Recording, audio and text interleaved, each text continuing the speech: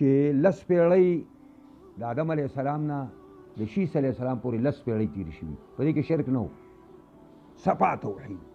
کان الناس امة واحده قرآن وایي خلک یو جماعت په توحید لس پیړۍ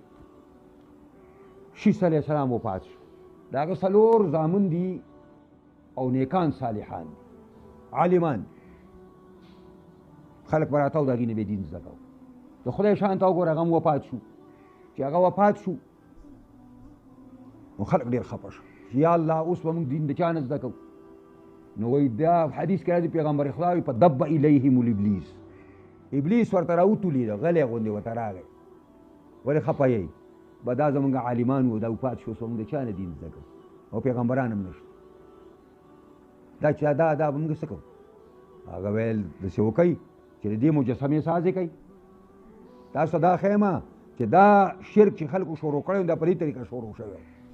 شیطان ورته د دې مجسمې سازي کوي په یو کمره کې کېږدئ او چې چا اړه سختېده او آخرت ته ایرېده نو راځي او دې خپلو نیکانو ته به داسې ګوري او بس زړه بیا نرمېږي او بس دی دې ځي دا 100 کاله ابلیس لاړ پټ شو او خلکو دا کار کوو څه ګناه پکې نه وه 100 کاله بعد چې دا موجوده خلک ختم شو او نوی خلک راغی نو شیطان ول په دب الیهم ابلیس بیا دوباره راغی او کشرانو ته ویلي چې دا یې په دې کمره کې چې دا بوتان پراته دي که خبرې ستاسو پلارانو به څه کول د دې پوجه به یې کوله سجدې به یې ورته کولې د دې نذرانې به یې غوښتلې د دې نه به یې خیر او شر غوښته دقه ځای نه د شرک بنیاد کېښودی شو په دنیا کې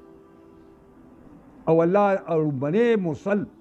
او اړومبنی پیغمبر چې الله راولېږه د شرک د رد دپاره حضرت نوح علی نبینا علیه السلام